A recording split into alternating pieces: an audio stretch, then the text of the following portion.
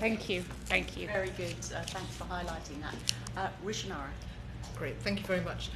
Before I go on to this particular subject, I have a follow-up question from a previous session that we had the FCA in, I think, which is to do with Burma. And I know, Sheldon, we've spoken about some of these issues in this. So my question is regarding whether there are laws or regulations which prevent British companies from taking an ethical stance regarding their customers. So Britannia P&I is an insurance club which has insured a vessel delivering aviation fuel to Myanmar. Any aviation fuel delivered to Myanmar may be seized by the Myanmar military and used for airstrikes against civilian targets such as schools. We've seen reports of that in recent months. Britannia have written to me claiming that there are regulations and competition concerns which prevent them from excluding deliveries of aviation fuel from the insurance they provide to vessels. So I just wondered if you could explain, or if you can think of any laws or regulation which would prevent Britannia from deciding not to provide insurance cover for aviation fuel deliveries to Myanmar in order to avoid the risk of being complicit in war crimes. So I think there's two things there, and I'd suggest we write to you on it, but I won't duck the question. The two things which come to mind is I do not know about the issue, but I don't know about the contract which Britannia has with that state. So there could potentially be contractual considerations that they're referring to there in terms of what they are supplying and what consequences there might be of refusing to meet whatever contractual obligations they have. That's not relevant to the regulator. That's between them and their customer. In terms of ethical considerations and what firms can or cannot take into account, and that's why I started with contract. It's a commercial matter for how firms supply their services, who they supply them to, or not. The only possible argument on competition grounds that I can consider is if there was a pooled group of insurers and they collectively agreed not to supply for a particular reason. That could, in theory, be some sort of competition consideration. But apart from that, it's up to, and it's quite, I mean, in one sense, it's interesting.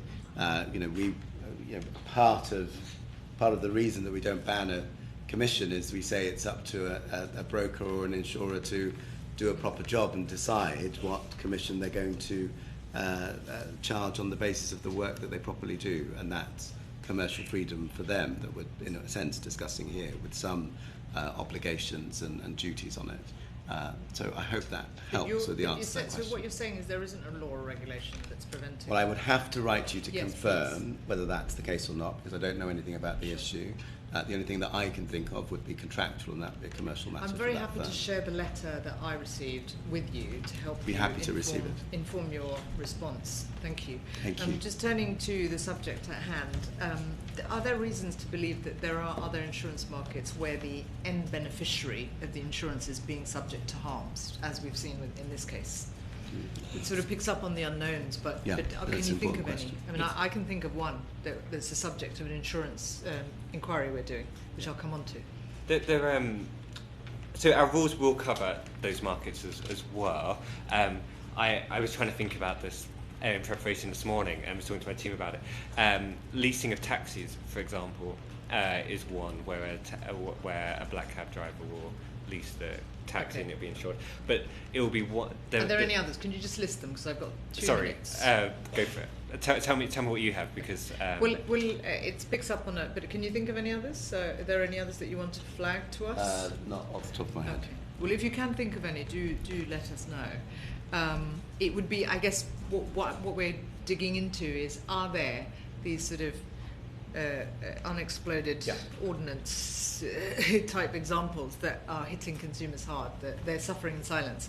The one which is connected, and we're doing an inquiry into the insurance market, is around third-party loss adjusters and others who are causing huge delay, according to the FOS information that we received as part of the evidence, which I raised with the ABI. ABI said that hadn't been raised with them.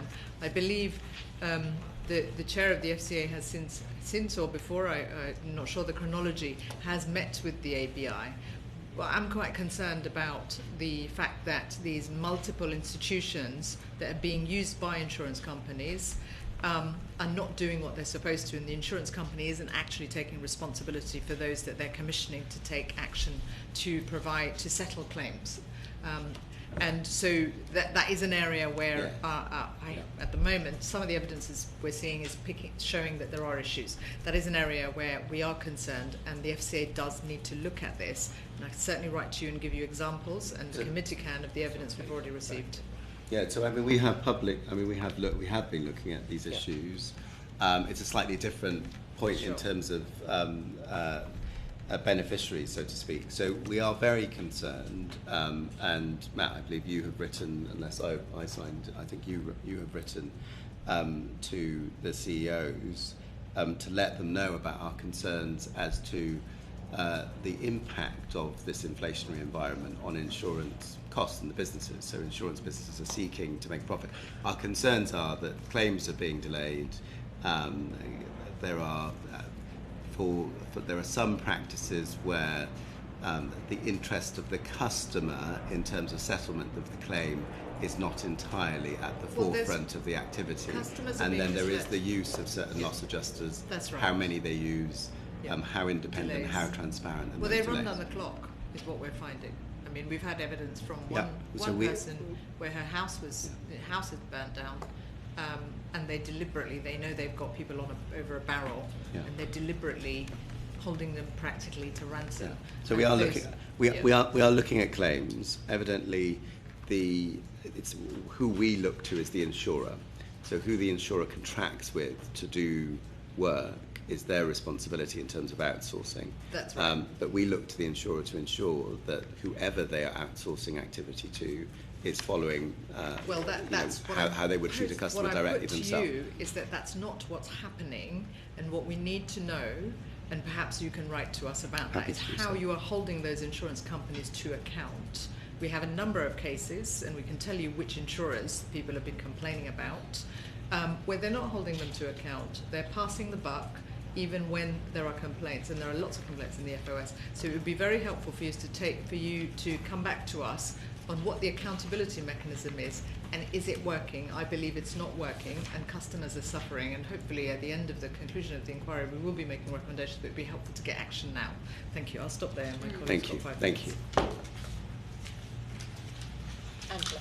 Thank you very much.